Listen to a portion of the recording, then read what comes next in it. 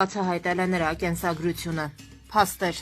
Վերջերս համացանցում տարածվեց մի լուսանկար, որտեղ Ռոբերտ Քոչարյանը Շուշիի մշակույթի եւ տուրիզմի գծով պատասխանատու Զահիդ Աբասովի հետ է։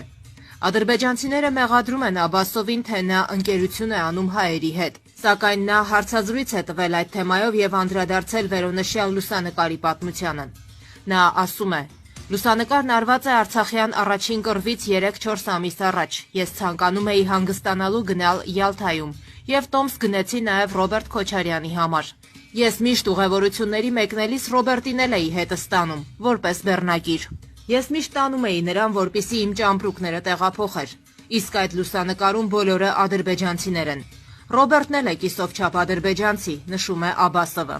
Լուսանկարից առաջ ես 10 տարի եղել եմ Կոմկուսի տարածաշրջանային քարտուղար, իսկ Ռոբերտը եւ Սերժը եղել են իմ աշխատողները։